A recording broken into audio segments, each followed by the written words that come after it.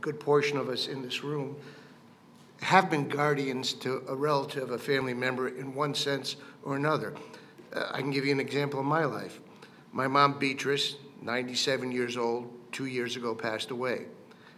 If she could have driven a car, probably a train or an airplane, into her last days on this earth, she would have done that. She wanted to keep her driver's license. She wanted to continue to drive the vehicle.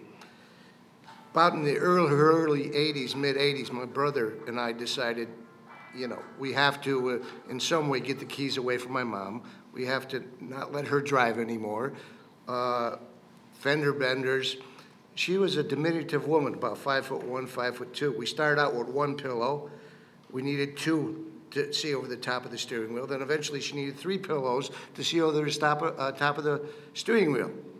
There was absolutely no way we could convince her that she should give up that driver's license or those keys or not drive anymore. So maybe I lied to my mother 2 or 3 times in my entire life, but I said to my brother, we've got to do something.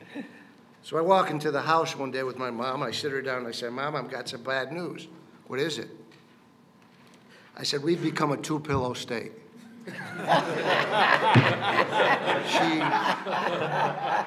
She looked at me and she said, what do you mean, 2 pillows? We passed a law. The governor signed it.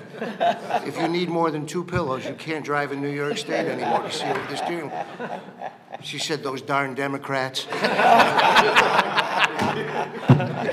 She was my mom. Reduce that bill by 4.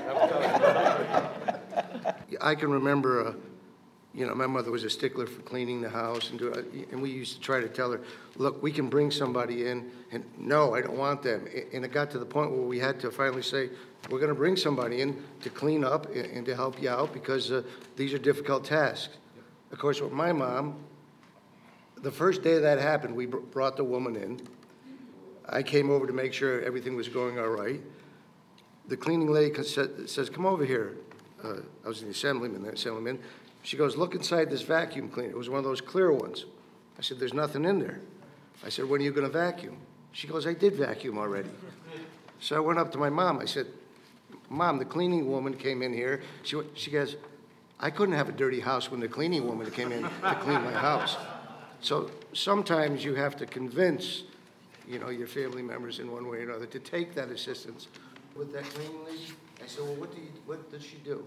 She sits down and she talks with me, and I feed her lunch. You know what?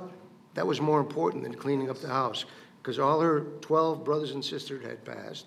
We got there as much as we could, but at 96, 95, 97, that loneliness is a big part of what our seniors face. So that helped out in the long run.